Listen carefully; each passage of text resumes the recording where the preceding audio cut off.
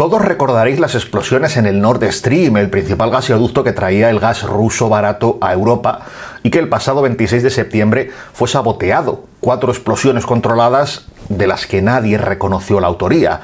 No obstante, a pesar de no existir pruebas, especialmente el mundo occidental apuntaba de forma bastante inequívoca hacia Rusia. Pero, ¿y si no fuera así? Bienvenidos a Mono Street. Pasa y ponte cómodo.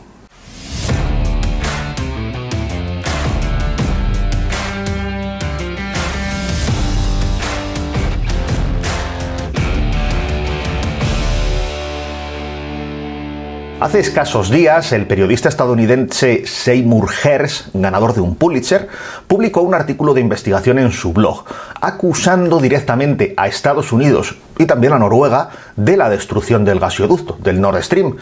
Hoy me gustaría analizar con vosotros este artículo, pero también ir un poco más allá de lo que dice el señor Hersh.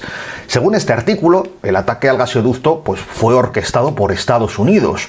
Buzos de la Armada, que estaban entrenados para operaciones a gran profundidad, según nos cuenta Hersh, habrían colocado cargas explosivas durante las maniobras que estuvo realizando la OTAN en el Báltico en junio de 2022. Estas operaciones se llamaron Baltic Operations o Baltops 22 y, como digo, se habían celebrado pocos meses antes de las explosiones. También, además, como os decía antes, cita directamente a Noruega como parte implicada, ya que parece ser que desde allí se habría gestado todo.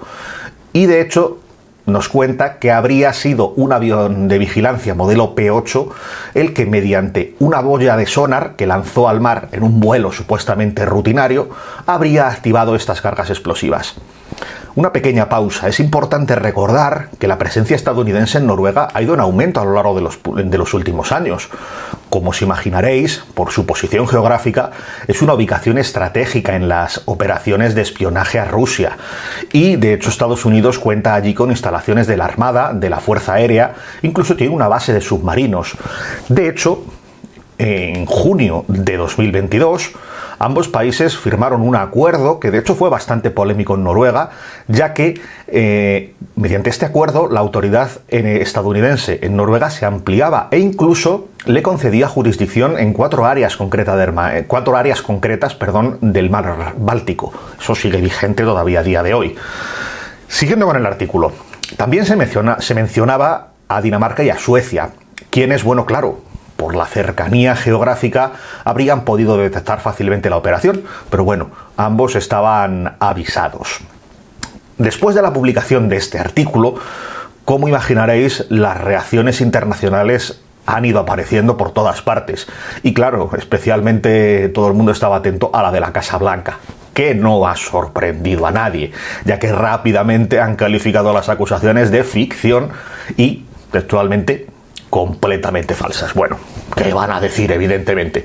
Pero bueno, no quiero entrar tampoco en más detalles sobre el artículo, porque es un artículo bastante extenso, es muy detallado, pero os dejo el enlace a vuestra disposición para quien quiera leerlo al completo, cosa que de hecho os recomiendo porque es muy interesante. Pero aquí ahora me gustaría analizar 2 puntos más.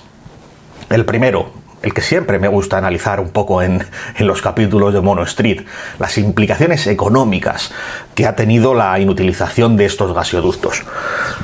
Hay que recordar, yo creo que es bien sabido, que Estados Unidos siempre se había opuesto al Nord Stream, ya que esto suponía una gran fuente de ingresos para Rusia, lo cual a Estados Unidos en ningún momento le ha interesado, y por lo tanto también hacía que la dependencia estadounidense por parte de Europa disminuyera, lo cual implica una pérdida de control en parte sobre Europa, ¿verdad?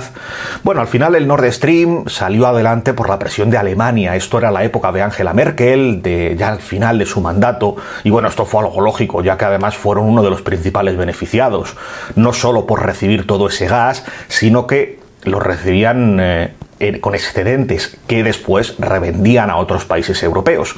Pero posteriormente, con el cambio político en Alemania y la llegada del actual canciller, de Olaf Scholz, y bueno, claro, todo esto también acentuado evidentemente por la guerra de Ucrania, pues esto cambió un poquito. Y de hecho es muy revelador la reunión que hubo entre Biden y Scholz en la Casa Blanca, precisamente 3 semanas antes de la invasión rusa. Y en esta reunión, en la rueda de prensa posterior, bueno, fue uno de los temas estrella, si no el tema estrella a tratar entre los dos mandatarios, y muchos periodistas le preguntaron por ello. Y Biden dijo literalmente: si Rusia invade Ucrania, el Nord Stream 2 no avanzará. Declaraciones que, visto lo visto, al menos dan lugar para la duda, ¿verdad? Pero bueno, la pela es la pela. Os decía que íbamos a hablar del aspecto económico, porque aquí creo que una de las cosas más importantes, o la pregunta que puede ser más interesante hacerse, es ¿quién ha ganado más con la destrucción del Nord Stream? Y aquí ya no hablamos de especulaciones y de hipótesis como las que pueden ser las de este artículo. Estos son simplemente números, y los números no mienten.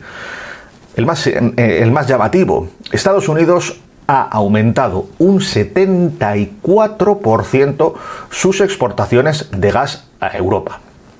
Bueno, sí, todo acentuado también por la guerra, pero también por el cierre del suministro de Rusia, es evidente. Y tampoco me olvido de Noruega, quienes también son productores de gas natural, no al mismo nivel, pero tienen unos importantes yacimientos y, por supuesto, también han aumentado exponencialmente sus exportaciones a Europa. De hecho, en este caso, no están exportando más porque no pueden, han incluso llegado al límite de la capacidad. Como veis, si nos fijamos en las implicaciones económicas, hay un claro ganador. Al final, no hay que olvidar que la energía es política, y eso no se puede negar. Y además, en tiempos tan convulsos como los que vivimos, sin duda también es un arma, y es un arma más que todos utilizan y no les importa hacer cualquier barbaridad como esta. Bueno, el segundo punto que me gustaría analizar brevemente es cómo tratan esta noticia desde los medios generalistas. Y aquí voy a intentar ser breve, pero quiero poner una semilla más de ese pensamiento crítico que tanto defiendo en vuestras cabezas. Fijaos en lo que ha ocurrido con esta noticia. Medios de todo el mundo se han hecho eco del artículo y en absolutamente todas las noticias que se han publicado siempre se habla desde la misma perspectiva. ¿A qué me refiero? Hablan de la noticia diciendo, según Hertz, como se comenta en el artículo de Hertz, etcétera, etcétera, etcétera. Y sí, es exactamente lo mismo que yo he hecho aquí. Y creo que es lo más lógico y es como se debería actuar en el periodismo ante cualquier noticia. Se trata de un artículo muy interesante, muy documentado, perfectamente encajado, pero evidentemente no hay ninguna prueba fehaciente de ello, solo son indicios. ¿A dónde quiero llegar con esto? Imaginad la posición contraria. Si en lugar de acusar a Estados Unidos, se estuviera acusando a Rusia del ataque. Ya veis dónde quiero ir, ¿verdad? Sinceramente, ¿pensáis que los medios habrían sido igual de pragmáticos? ¿O ya simplemente habrían dejado salir los titulares de confirmado el ataque de Rusia, tal?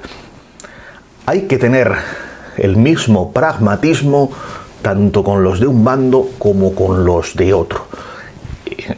Es así de sencillo.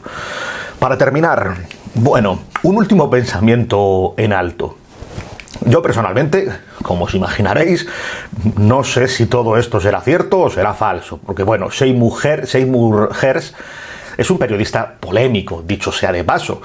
Pasó de ser considerado uno de los mejores periodistas estadounidenses, pues muy famosa su investigación en la masacre de My Lai en Vietnam. Como os dije antes, también recibió un premio Pulitzer.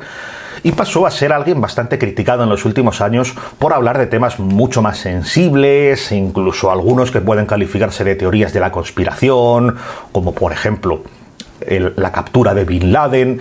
Bueno, en fin, quiero decir, quizá este hombre se cansó de, como se suele decir, para lo que me queda en el convento me cago dentro, pues ya es un señor creo que de 85 años, en fin, quiero decir, que sea quien sea, a mí eso me da exactamente igual, no puedes creer a pies juntillas lo que te puede decir un periodista, siempre hay que buscar las pruebas, y en este caso, creo que esas pruebas nunca van a llegar al 100%, porque sí, es cierto que aquí muchas piezas encajan, pero también es cierto que si lo analizáramos desde el punto de vista ruso, pues es posible que también encontráramos mucha mierda y encontráramos argumentos que nos hicieran cambiar por completo esta teoría. Pero como os decía, de lo que no me cabe la menor duda es de la que la verdad no la vamos a saber nunca. Pero tampoco me cabe la menor duda de que todos estos payasos que mueven los hilos del mundo solo lo hacen por beneficio propio. No les importa crear una catástrofe climática. Aquí todo el mundo habla de la parte política, pero esto ha supuesto como digo, una catástrofe climática. Se han liberado millones de toneladas de gas metano en la atmósfera y mientras, por otro lado, nos hablan del cambio climático, de la Agenda 2030, nos comen la cabeza con el ahorro energético, quieren que comamos bichos, que no comamos carne, y mientras ellos se pasan todo eso por el forro de sus huevos morenos, con tal de seguir amasando más poder y de ganar unos milloncitos más. En fin, nos tratan como idiotas. Pues este idiota se va a comer un buen filetón. Hasta la próxima.